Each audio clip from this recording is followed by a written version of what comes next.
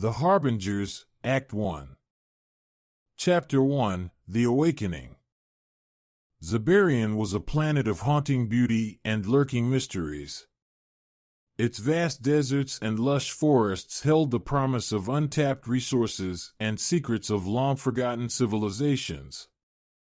For Dr. Lyra Morgan, a xenobiologist with an unquenchable thirst for discovery, Zabarian was the culmination of her life's work. Decades ago, Earth had reached a tipping point. Overpopulation, resource depletion, and environmental collapse had driven humanity to the brink. In a desperate bid for survival, massive colony ships were launched toward distant stars, each carrying thousands of settlers to new worlds. Zabarian, located in the Epsilon Eridani system, nearly 10.5 light-years from Earth, was one such destination. The journey had taken years in cryosleep, with the colonists awakening to a new dawn on an alien world. Dr. Morgan stood at the edge of a massive ruin, half buried beneath layers of time and nature. The survey camp buzzed with activity, researchers and workers meticulously documenting every artifact and inscription they uncovered. Lyra, with her sharp eyes and determined demeanor, felt the weight of their collective curiosity. Her team included Tom Havers, a seasoned archaeologist, Emily Carter, a bright young geologist, Jake Landon, a grizzled ex-soldier turned security expert, and Dr. Soren Whitfield, an expert in alien biology. "There's something here," Lyra murmured to herself, her gaze fixed on a particularly dense cluster of alien symbols on a wall. Emily, always eager to help, approached with her scanner. "These readings are off the charts, Dr. Morgan." "There's definitely something behind this wall," Emily said, her eyes wide with excitement. "Let's see if we can find a way in," Lyra replied, her voice steady despite the thrill coursing through her veins. As they carefully examined the wall, Emily's fingers brushed against a hidden mechanism. With a grinding noise that echoed through the ruins, a concealed door slowly opened, revealing a dark chamber beyond. Dust motes floated in the beam of their flashlights, creating an ethereal atmosphere. The team hesitated at the threshold, a collective shiver running down their spines. Lyra took a deep breath and stepped inside, her flashlight illuminating strange, crystalline structures and alien artifacts that filled the room. The air was thick with an unidentifiable energy, making her skin prickle. "Tom, can you read these inscriptions?" Lyra asked, pointing to a large pedestal covered in alien text. Tom moved quickly, his eyes scanning the glyphs. This speaks of a great power. A force that brought about the downfall of this civilization. Guardians, sealed away to prevent their destructive power from being unleashed. "Guardians?" Jake echoed, his hand instinctively moving to his sidearm. Meanwhile, Emily and Dr. Whitfield were examining the crystalline structures. "These crystals seem to store energy," Dr. Whitfield said, his voice tinged with awe. "Or perhaps they're conduits of some kind." As they delved deeper into the chamber, Jake noticed a slight vibration underfoot. "Something's not right," he muttered, his instincts honed from years of combat screaming at him to get out. "Everyone, back to the entrance," Lyra commanded, but it was too late. The pedestal in the center of the room began to glow, emitting a low, resonant hum. The ancient mechanism, now fully activated, sent out a pulse of energy that reverberated through the ruins. The team watched in horror as the crystalline structures cracked open, releasing a thick, dark mist that coalesced into ominous, shadowy forms. The creatures that emerged were unlike anything they had ever seen. Standing about 8 feet tall, with dark, exoskeletal armor and 6 limbs, 4 for movement and 2 ending in deadly, blade-like appendages. The beings exuded an aura of raw power and malevolence. "Fall back!" Jake shouted, drawing his weapon, but the creatures moved with lightning speed. One of the beings lunged at Lyra, its blade-like appendages glinting in the dim light. She barely had time to react, her flashlight clattering to the ground as she stumbled backward. "Tom, get the door!" Jake barked, firing at the advancing creatures. His bullets barely slowed them down, their exoskeletal armor nearly impervious to conventional weaponry. Tom reached the door panel and frantically worked to close it.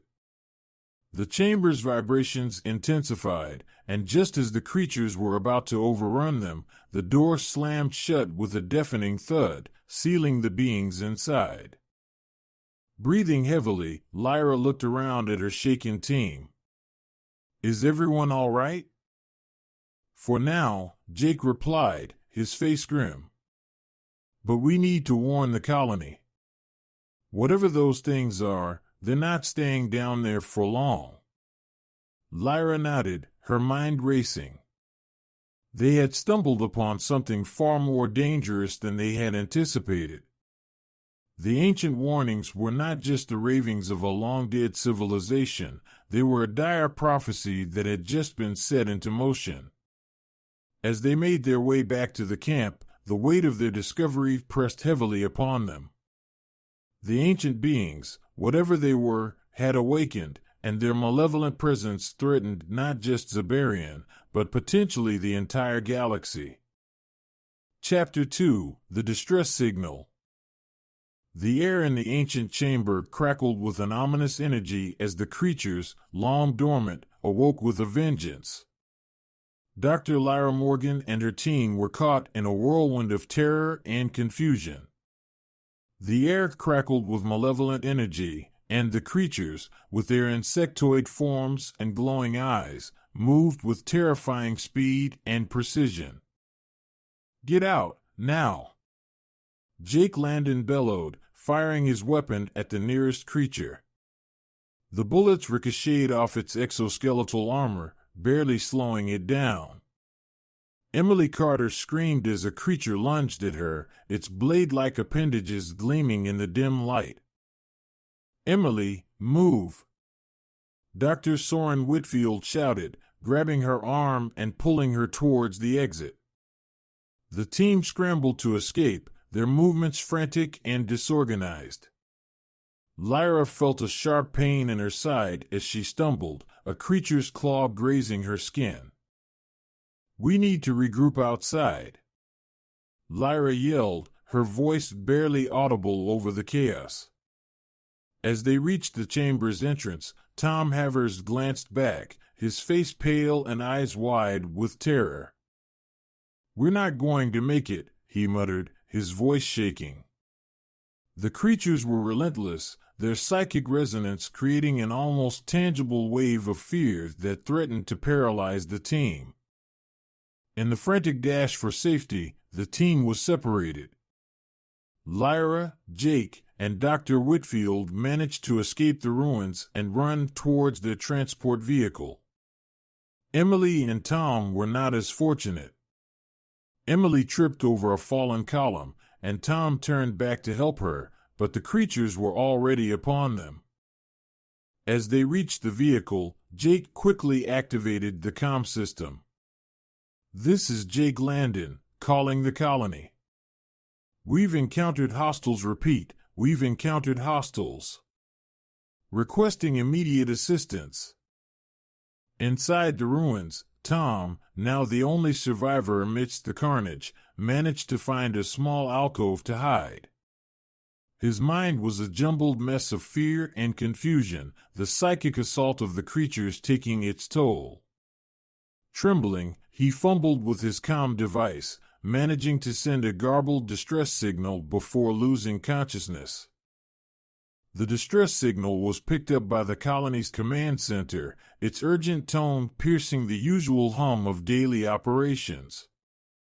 Captain Aiden Brooks, a seasoned military officer with a reputation for calm under pressure, was immediately notified. Standing over 6 feet tall, with a chiseled jaw and piercing blue eyes, Brooks exuded confidence and authority. Lieutenant Marcus Reed, Brooks' second-in-command, reviewed the incoming data. "Sir, we have a distress signal from Dr. Morgan's team. It looks bad. Hostiles of unknown origin, heavy casualties reported." Brooks nodded, his expression grim. "Assemble the team. We move out in 15. The rescue team quickly gathered in the briefing room. Among them were Dr. Elena Vasquez, a linguist and archaeologist with deep knowledge of ancient civilizations, and Private Sarah Kim, a young and resourceful engineer whose technical skills were crucial to their operations. In the briefing room, Captain Brooks addressed the assembled team. "We've received a distress signal from Dr. Morgan's team at the ruins. Preliminary reports indicate they've encountered hostiles, potentially an ancient alien species. Our mission is to secure the site, rescue any survivors, and assess the threat." He pointed to a holographic map of the ruins displayed on the table. "The ruins are strategically important for our colony. The artifacts and knowledge contained within could be key to our survival on Zabarian. We can't afford to lose this opportunity, but we also can't underestimate the threat these hostiles pose." Dr. Vasquez spoke up, her voice calm but urgent. "If these are indeed the guardians mentioned in the ancient texts, we must be extremely cautious. Their technology and abilities could be far beyond our understanding." Private Kim nodded in agreement. "We should be prepared for anything. These ruins could be booby-trapped or have other defenses we haven't encountered yet." Captain Brooks looked around the room, meeting the eyes of each team member. "This mission is critical. We move fast, we stay sharp, and we get our people out." Dismissed. As the team dispersed to prepare, Brooks felt a heavy weight settle on his shoulders. The lives of Dr. Morgan and her team depended on their success, and the strategic importance of Zabarian meant that failure was not an option. They had to face the unknown, armed with only their training and determination. The rescue team boarded their transport vehicle, the engines roaring to life as they sped towards the ruins. The landscape of Zabarian blurred past, a stark reminder of the alien world they now called home. Each member of the team steeled themselves for the task ahead, knowing that the fate of the colony and perhaps humanity itself hung in the balance. As they neared the ruins, the enormity of the situation became clear. The structures loomed ominously against the darkening sky, a stark contrast to the natural beauty of the planet. The team disembarked and prepared their equipment, each movement precise and practiced. "Stay alert," Brooks commanded, his voice steady. "We don't know what we're dealing with yet, but we can't afford any mistakes."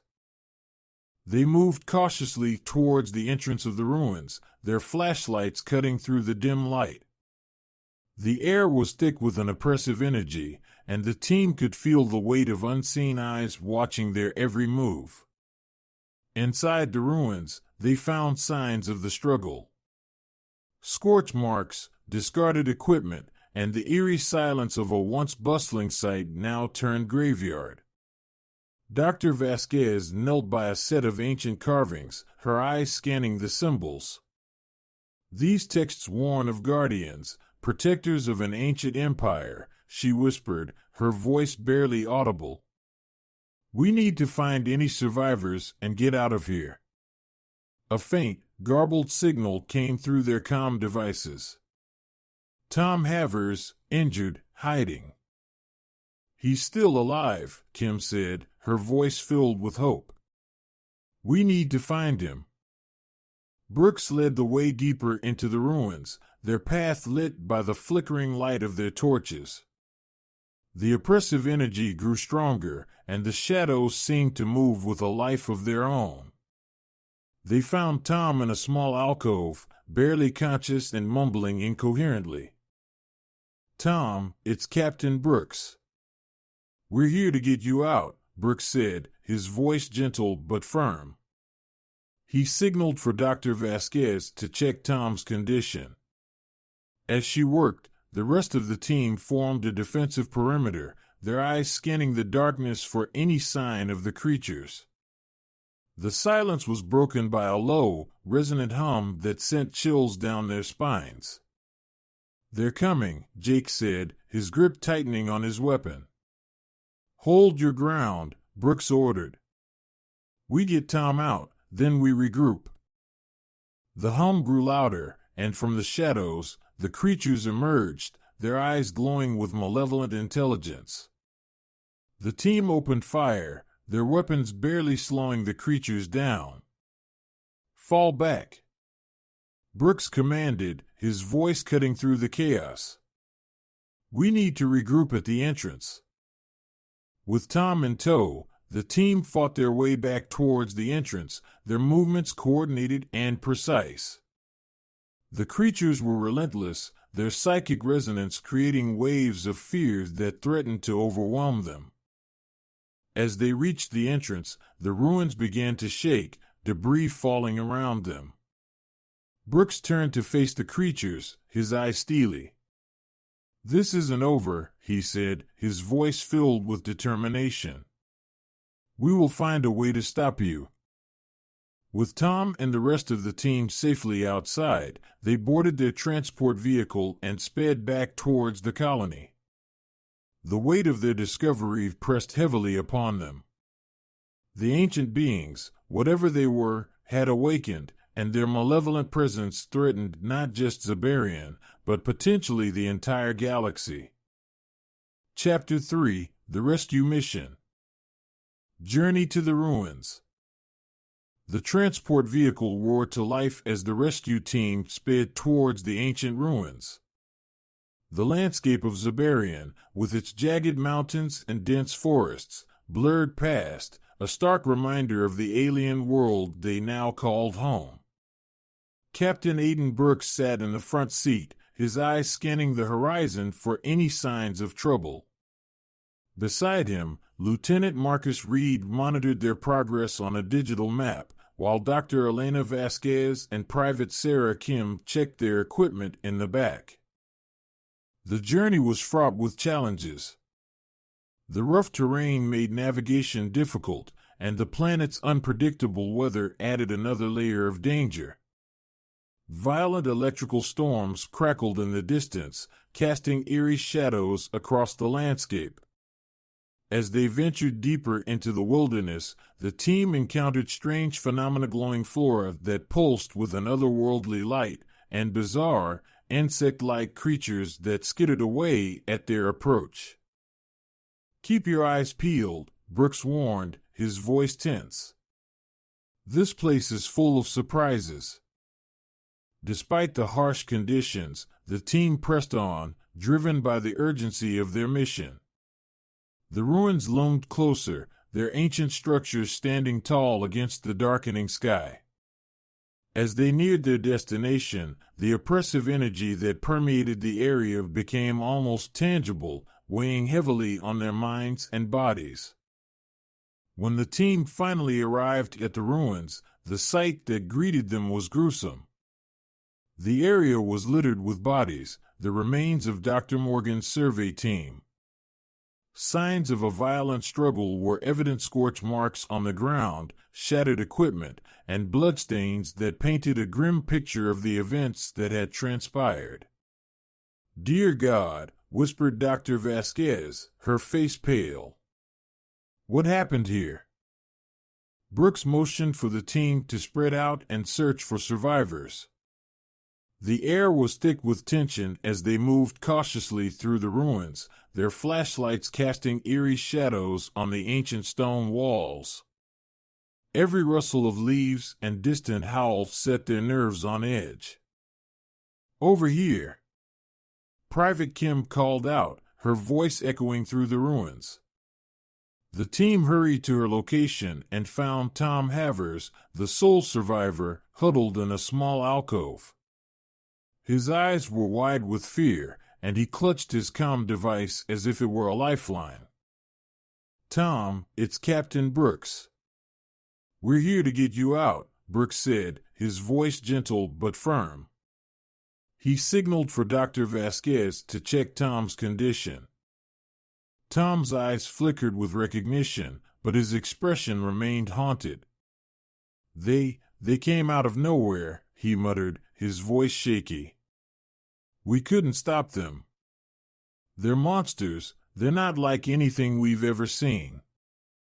As Dr. Vasquez tended to Tom's wounds, he continued to ramble, his words disjointed and erratic. "The chamber, we opened something we shouldn't have. They woke up. They're coming for us. We have to leave, now." "Easy, Tom," Brooks said, trying to calm him. "We're going to get you back to the colony. But we need to know what we're dealing with. Can you tell us anything else about these creatures?" Tom's eyes darted around nervously. "They're tall, insect-like. Armored. Fast. And their eyes, they can get inside your head, make you see things. Horrible things." The team exchanged worried glances. The creatures Tom described sounded unlike any known alien species. As they prepared to move out, Lieutenant Reed noticed something strange on the walls of the ruins' ancient inscriptions that seemed to glow faintly in the dim light. "Dr. Vasquez, take a look at this," Reed called out. Dr. Vasquez approached the inscriptions, her eyes widening as she deciphered the alien script. These texts speak of guardians, protectors of an ancient empire. They were sealed away to prevent their power from being unleashed. "Guardians?" Brooks repeated, frowning. "That fits with what Tom said. We need to get this information back to the colony and figure out a plan." As they made their way back to the transport vehicle, the oppressive energy in the air grew stronger. The team could feel the weight of unseen eyes watching their every move. The ruins seemed to pulse with a malevolent life of their own, as if the ancient structures were aware of their presence. Back in the vehicle, Tom's condition worsened. He clutched his head, moaning in pain.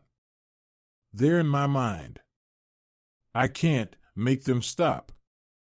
"Hang in there, Tom," Private Kim said, her voice filled with concern. "We're almost back." The journey back to the colony was fraught with tension. The team could sense that they were being followed, the unseen presence growing ever closer. When they finally arrived, they rushed Tom to the medical bay and began debriefing the colony leaders. "These creatures, whatever they are, pose a significant threat," Brooks reported. "We need to fortify the colony and prepare for an attack. Dr. Vasquez's findings suggest that we might be dealing with ancient guardians, possibly some kind of bioengineered protectors." Dr. Morgan, who had been recuperating from her injuries, joined the meeting. Her face was pale, but her eyes were filled with determination. "We need to learn more about these creatures," she said. "If we can understand their origin and abilities, we might find a way to defend ourselves." As the colony leaders discussed their next steps, the sense of urgency grew. The creatures were out there, lurking in the shadows, waiting for their next opportunity to strike. The fate of the colony and perhaps humanity itself hung in the balance. The team's discovery had unleashed an ancient horror, and now they had to find a way to survive it. Chapter 4: The Harbingers Unleashed.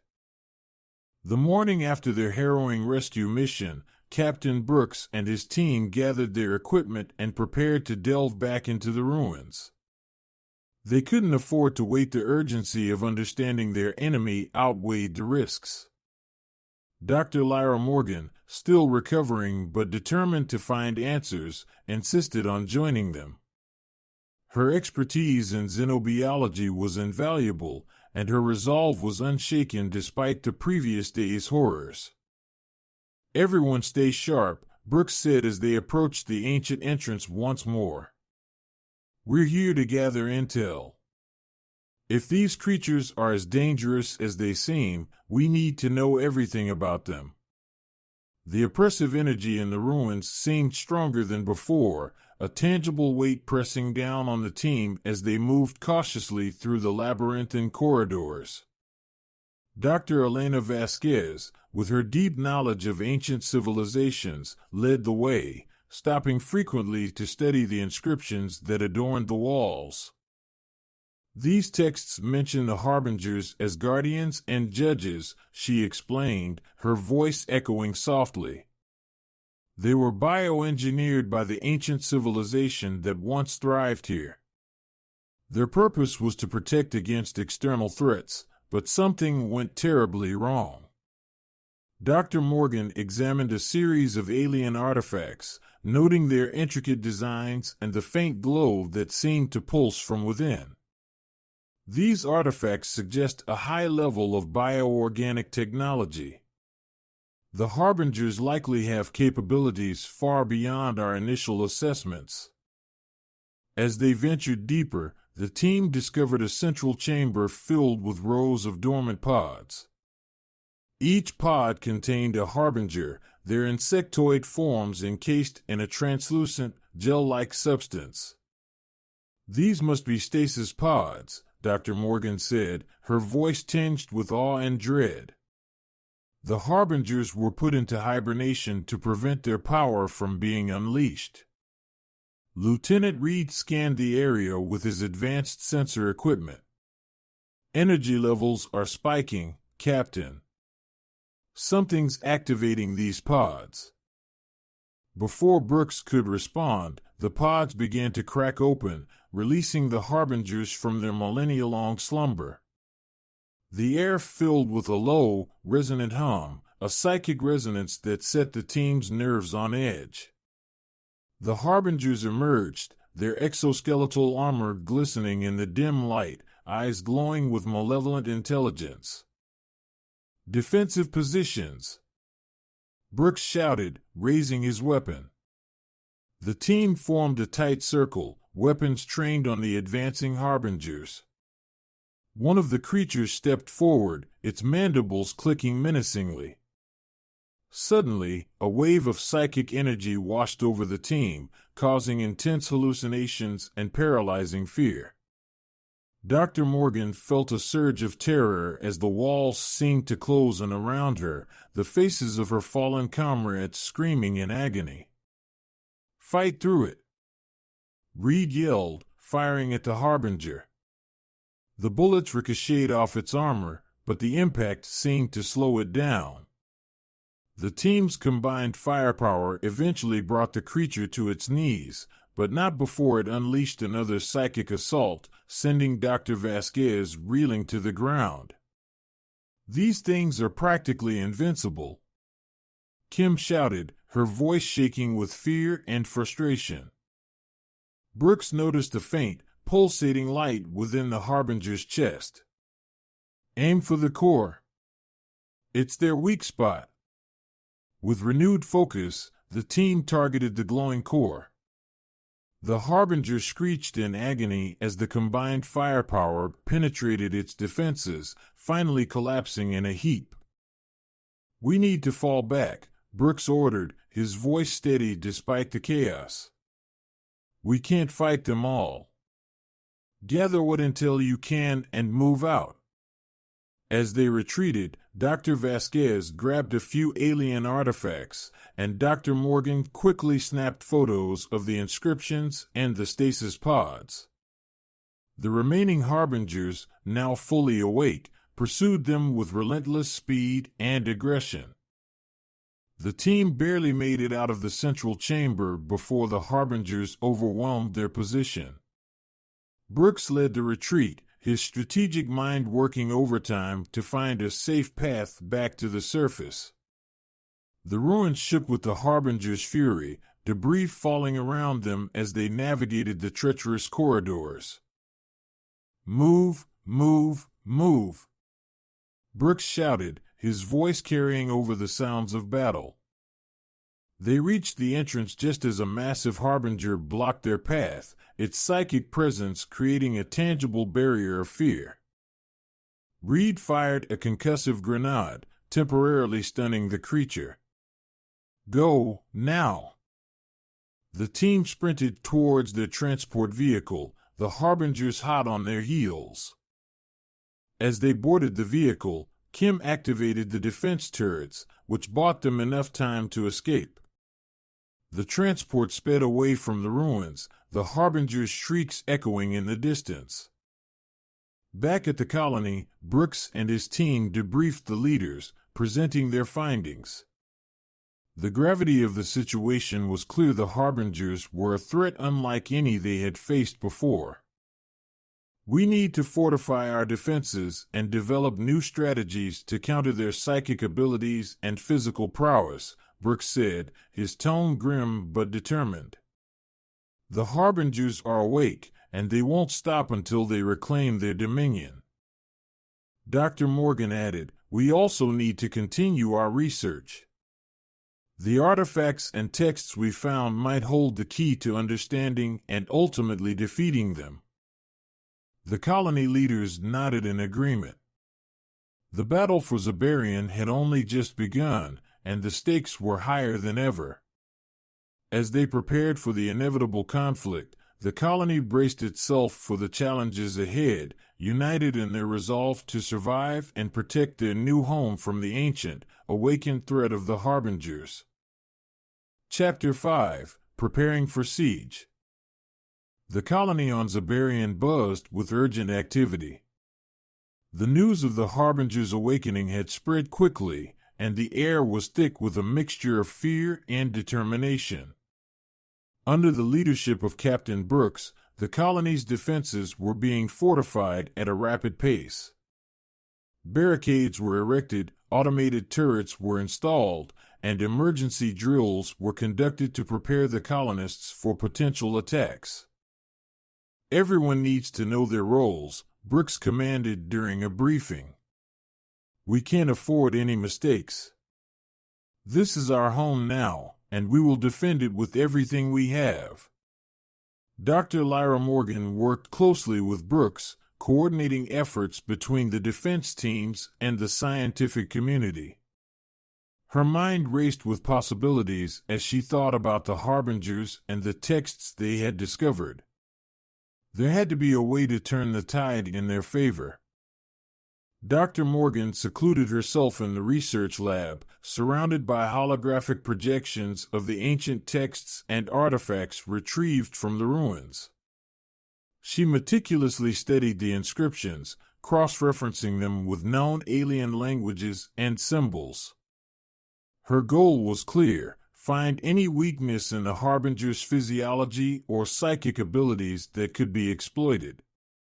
"These texts are fascinating," she muttered, her eyes scanning over a particularly dense passage. "They speak of the Harbinger's creation and their connection to a central psychic network." As she delved deeper, she discovered references to the crystals found in the ruins. The inscriptions hinted at their potential to disrupt the Harbinger's psychic resonance. Dr. Morgan's heart raced as she realized the importance of this discovery. "These crystals could be our key to survival," she whispered to herself, determination hardening her resolve. She immediately called for a meeting with Brooks and the other key leaders. Meanwhile, the colonists were on edge. The psychic attacks from the Harbingers had begun, causing paranoia and distrust to spread like wildfire. People reported seeing horrifying visions, hearing disembodied voices, and feeling an overwhelming sense of dread. The colony's medical team was overwhelmed with cases of psychological distress. "We can't let fear divide us," Brooks said during a town hall meeting. "We have to stand together and support each other. We are stronger as a community." Despite his words, tensions continued to rise. Fights broke out, and suspicion grew among the colonists. Brooks knew they needed to act fast to maintain order and morale. Dr. Morgan presented her findings to the colony's leadership team. "The ancient texts suggest that the crystals we found can disrupt the Harbingers' psychic network. If we can harness their power, we might be able to level the playing field." Brooks nodded, listening intently. "What do we need to do?" "We need to create a device that can amplify the crystal's properties," Dr. Morgan explained. "We can place these devices around the perimeter of the colony to create a protective barrier. It won't be foolproof, but it should weaken their psychic attacks and give us a fighting chance." Private Sarah Kim, who had been instrumental in analyzing the crystals, added, "I've already started working on a prototype. We can use the existing power grid to energize the crystals and enhance their disruptive capabilities." The team sprang into action. Engineers and scientists worked side by side to develop the crystal-based devices. The process was intense, with long hours and high stakes, but the potential payoff was worth the effort. Days later, the first batch of devices was ready for testing. The team set up a small perimeter around a remote section of the colony and activated the devices. Almost immediately, the oppressive psychic presence of the Harbingers lessened, and the air felt lighter. "It's working," Dr. Morgan said, a smile breaking through her exhaustion. "This could actually work." The devices were quickly distributed and installed around the colony's perimeter. The defensive grid was activated, creating a protective barrier that hummed with the energy of the crystals. The colonists, while still wary, began to feel a renewed sense of hope. With the defenses in place, Brooks and Morgan gathered the colony's leaders for a final strategy session. "We've bought ourselves some time, but we can't be complacent," Brooks said. "We need to continue improving our defenses and prepare for a direct confrontation." Dr. Morgan nodded. "I'll keep studying the texts. There might be more we can learn about the Harbingers and their weaknesses." The mood in the colony was tense but resolute. They had faced incredible odds and come together to build a defense that gave them a fighting chance.